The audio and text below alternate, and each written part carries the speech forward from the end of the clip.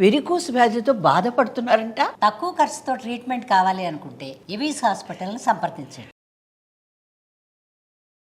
వాగర్థ సంపృక్తౌ వాగర్థ ప్రతిపత్తయే జగతః పితరౌ వందే పార్వతీ పరమేశ్వరౌ ఆదిత్యాయ చ సోమాయ మంగళాయ బుధాయ చ గురు శుక్ర శనిభ్యశ్చ రాహవే కేతవే నమః. శృంగేరి జగద్గురు పీఠాధిపతులకి కంచి పీఠాధిపతులకి నమస్కారములు తెలియజేసుకుంటూ కార్యక్రమాన్ని ప్రారంభిద్దాం. ద్వాదశ రాశుల వారికి మే 1వ తారీఖు నుంచి 15వ తారీఖు వరకు ఎలా ఉండబోతుంది, ఏ రోజుల్లో ఎటువంటి ఇబ్బందులు ఉంటాయి, అలాగే ఏ రోజుల్లో ఖర్చులు ఎక్కువగా ఉంటాయి, ఆదాయం ఎక్కువగా ఉంటుంది, ఎటువంటి నియమాలు పాటించాలి అనేటువంటి విషయాల గురించి క్లుప్తంగా తెలియజేసుకునే ప్రయత్నం చేద్దాం. ఇక విషయంలోకి వెళ్ళినట్లయితే 1వ తారీఖు నుంచి 15వ తారీఖు వరకు మేషంలో రవి, 7వ తారీఖు నుంచి బుధుడు ప్రవేశిస్తాడు, వృషభంలో గురువు, ఇక కర్కాటకంలో కుజుడు, కన్యలో కేతువు, మరియు వ్యయంలో అనగా మీనరాశిలో శుక్రుడు, శని, రాహువు, బుధుడు 6వ తారీఖు వరకు ఉంటాడు. 7వ తారీఖు నుంచి మేషరాశిలోకి ప్రవేశించేస్తాడు. వెరసి చూసుకున్నట్లయితే ఈ 15వ తారీఖు వరకు ఒక డెడ్ లైన్గా చెప్పవచ్చు. ఎందుకంటే 14వ తారీఖు నుంచి గురువు వృషభం నుంచి మిథునంలోకి ప్రవేశం చేయడం, అలాగే 16వ తారీఖు కొన్ని పంచాంగాల్లో, 18వ తారీఖు కొన్ని పంచాంగాల్లో రాహువు కుంభరాశిలోకి, కేతువు సింహరాశిలోకి ప్రవేశం చేస్తున్నాడు. కాబట్టి భవిష్యత్తులో గుర్తుపెట్టుకోండి, 12 రాశుల్లో సంబంధించినటువంటి వాళ్ళు భవిష్యత్తులో జరగబోయేటువంటి మార్పులకి ఈ మే 1వ తారీఖు నుంచి శ్రీకారం చుట్టబోతున్నాయి గ్రహాలు స్థితిగతుల ప్రభావం వలన. కాబట్టి ఈ మే సంవత్సరం అనగా ఈ సంవత్సరం 2025 సంవత్సరం మే నుంచి చాలా మటుకు అందరి జీవితాల్లో మార్పులు చేర్పులు చోటు చేసుకుంటాయి. ద్వాదశ రాశులలో భాగంగా మే 1వ తారీఖు నుంచి 15వ తారీఖు వరకు కర్కాటక రాశుల్లో జన్మించినటువంటి వారికి ఏ విధంగా ఉండబోతుందో తెలుసుకుందాం. ప్రధానంగా గ్రహ సంచారం చూసుకున్నట్లయితే చాలా అనుకూలంగా ఉన్నటువంటి సమయం. గత కొన్ని నెలలుగా ఇబ్బందులు పడుతున్నటువంటి ఈ కర్కాటక రాశి వారికి ఈ ఏప్రిల్ మాసం నుంచి గ్రహాల యొక్క సంచారం అనుకూలంగా ఉన్నటువంటి కారణం చేత అనుకున్నటువంటి పనులన్నీ కూడాను త్వరగా పూర్తి అవుతూ ఉండడము, అన్ని విధాలుగా యోగదాయకంగా ఉండేటువంటి పరిస్థితి. చూసుకున్నట్లయితే గురువు లాభస్థానంలో, దశమంలో రవి బుధుడు, అలాగే నవమ స్థానంలో శుక్ర రాహు శని బుధుల యొక్క కలయిక. విశేషించి విదేశీ విద్యకు, విదేశీయానానికి సంబంధించే ప్రయత్నాలన్నీ కూడా కొలిక్కి వస్తాయి. ముఖ్యంగా నిరుద్యోగస్తులకి ఉద్యోగం లభించే అవకాశాలు ఎక్కువగా ఉన్నాయని చెప్పవచ్చు. అలాగే ప్రమోషన్లతో కూడుకున్నటువంటి బదిలీలు ఈ యొక్క కర్కాటక రాశిలో జన్మించినటువంటి వారికి సంభవించబోతుంది. అన్ని వ్యాపార రంగంలో ఉన్నటువంటి వాళ్ళు అన్ని విధాలుగా యోగదాయకంగా ఉండబోతుంది.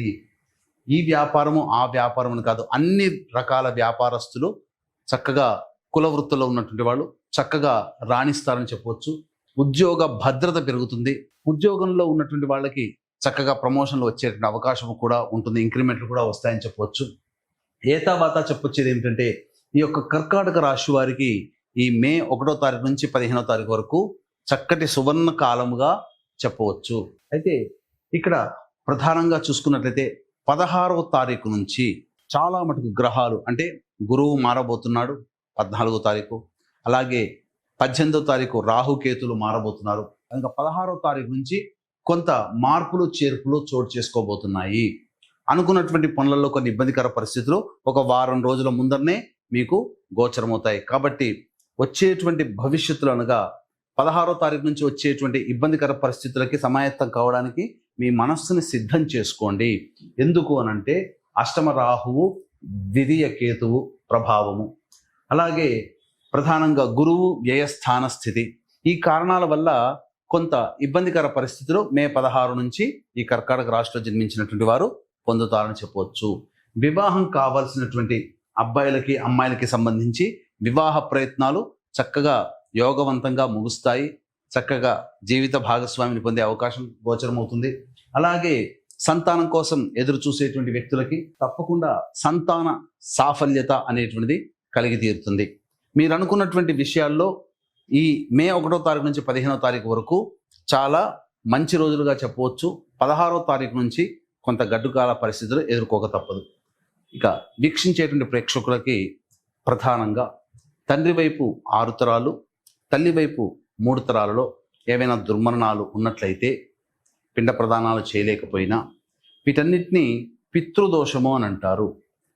దీనికి సంబంధించి ఇంకా అడిషనల్గా జాతకరీత్యా మీరు ఏ ప్రయత్నాల్లో ఉన్నప్పటికీ కూడా ఆ ప్రయత్నాలు మీరు విఫలమవుతున్నా, ఆ ప్రయత్నాల్లో మీరు విజయం పొందలేకపోయినా, అలాగే ప్రధానంగా నిజాయితీగా ఎంత కష్టపడ్డ ఫలితము దక్కకపోయినా, పిల్లలకి వివాహము, దాంపత్యము, అనారోగ్యము, సంతానము, ఇవన్నీ కూడా ఇట్లాంటి సమస్యలు, కోర్టు సమస్యలు ఏవైతే ఉన్నాయి అంటే ఖచ్చితంగా ఆ వ్యక్తి జాతకంలో 5 రకాల శాప ప్రభావాలు ఉన్నట్టు లెక్క. స్త్రీ శాపము, గురు శాపము, పితృశాపము, సర్పశాపము, దైవశాపము. కాబట్టి ఇటువంటి పంచశాప నివృత్తికి సంబంధించి 12వ తారీఖు మహావైశాఖి అద్భుతమైనటువంటి రోజు, పితృదేవతల యొక్క అనుగ్రహాన్ని కలిగించేటువంటి రోజున ఈ యొక్క పంచశాప నివృత్తి పూజలు, హోమాలు అనేటువంటి చేయించడం జరుగుతుంది. అయితే ప్రస్తుతం ఉన్నటువంటి కాలంలో ప్రతి వృత్తిలో మంచి ఉంటుంది, చెడు ఉంటుంది. అందులో భాగంగానే ఇప్పుడు జన్మించినప్పుడు గండ నక్షత్ర దోషములు అనేటువంటివి ఒక 7 నక్షత్రాల వరకు ఉంటాయి. అయితే దీన్ని ఆధారంగా చేసుకొని ఇప్పుడు ఉన్న 27 నక్షత్రాలలో 19 నక్షత్రాలలో అని కొన్ని పేర్లు చెప్పడం, ఆ 19 నక్షత్రాల్లో పుడితేనే ఈ స్త్రీ శాపము, పితృశాపం లాంటివి ఉంటాయి అని చెప్పి జనాల్ని మభ్యపెట్టడం జరుగుతుంది. అంతేకాకుండా ఈ యొక్క శాప నివృత్తికి సంబంధించి చేసేటువంటి పూజాది హోమాది కార్యక్రమాలకి సమయం 3 నుంచి 4 గంటలు పడుతుంటే, ఇప్పుడు కేవలం జనాల్ని మభ్యపెట్టి తూతూ మంత్రముగా గంటంబావు లోపల చేయించేసేస్తున్నారు. తద్వారా ప్రపంచంలో అంటే ఈ జనాలకి తెలియట్లేదు, ఏది మంచి ఏది చెడుని గుర్తించట్లేదు. కాబట్టి 2013 సంవత్సరం నుంచి నిజాయితీగా ఈ పంచశాప నివృత్తి కార్యక్రమాలు అనేటివి చేయించడం జరుగుతుంది. సశాస్త్రీయంగా చేయించడం జరుగుతుంది. మోసపోయే విధంగా మీరు ఉండకండి. అవకాశం ఉన్న వాళ్ళు 10వ తారీఖు లోపల ఈ కార్యక్రమంలో మీ గోత్రనామాలు నమోదు చేసుకోవచ్చు.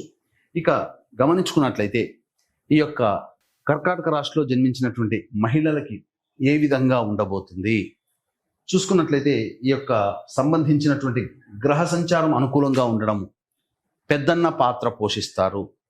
ఇంతకు ముందు కంటే కూడా గతంలో బాధ్యతలు పెరుగుతాయి.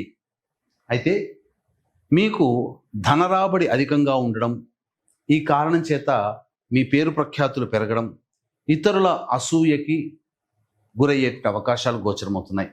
ముఖ్యంగా మిమ్మల్ని అప్పు అడిగేటువంటి వ్యక్తులే ఎక్కువగా ఈ కర్కాటక రాశిలో జన్మించినటువంటి మహిళలకి గోచరమవుతారు. కాబట్టి డబ్బు విషయంలో జాగ్రత్తలు పడండి.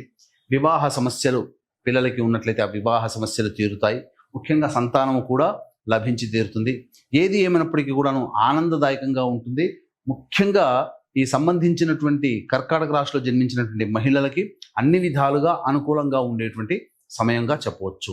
ఈ యొక్క కర్కాటక రాశిలో జన్మించినటువంటి వారికి 1, 2, 3 తేదీల్లో గనక గమనించుకున్నట్లయితే ఖర్చులు అధికంగా ఉంటాయి, ప్రశాంతత లోపిస్తుంది, ఒక జిగ్జాగ్ వ్యవస్థ లాగా ఉంటుంది, ఏ పని చేయాలన్న ఆసక్తి అనేటువంటిది ఉండదు, పైగా అధిక ధన వ్యయం అవుతుంది.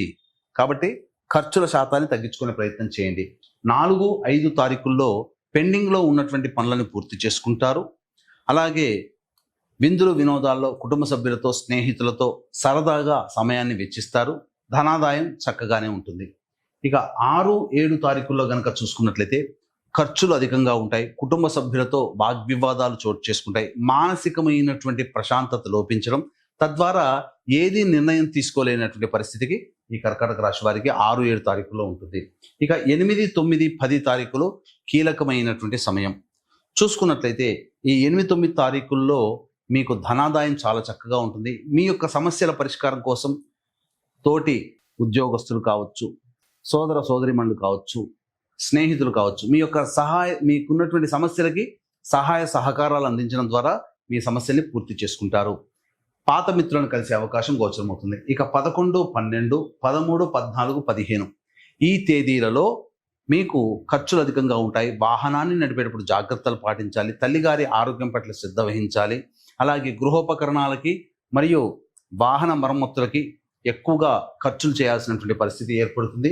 13, 14, 15 తారీఖుల్లో మీ ఆరోగ్యం పట్ల శ్రద్ధ వహించాలి. ఏ తర్వాత 4, 5, 8, 9, 10 తారీఖుల్లో ధనాదాయము, అన్ని రకాలుగా సంతోషము. మిగతా రోజుల్లో ఇబ్బందికర పరిస్థితుల్లో మొట్టమొదలే చెప్పుకున్నాము. 16వ తారీఖు నుంచి గ్రహాలు మారబోతున్నాయి. దానికి వారం రోజుల ముందుగానే మీరు సంసిద్ధులుగా ఉండాలి అని చెప్పి చూశారు కదా. 4, 5, 8, 9 అంటే ఉన్న 15 రోజుల్లో ఒక 5 రోజులు తప్ప మిగతా అన్ని రోజులు మీకు అనుకూలముగా లేవు. అంటే 10 రోజులు మీకు ఇబ్బందిగా ఉంటున్నాయి. కాబట్టి భవిష్యత్తుకి ఇది సూచనగా మీరు తీసుకోండి. మెంటల్లీ ప్రిపేర్ అవ్వండి. ఏదైనా కానీ దైవానుగ్రహంతో ఈ సమస్యని పరిష్కరించుకుంటామనే ఆత్మవిశ్వాసంతో ముందడుగు వేయండి. అన్ని విధాలుగా మీకు గ్రహాలు అనుకూలంగా ఉంటాయి.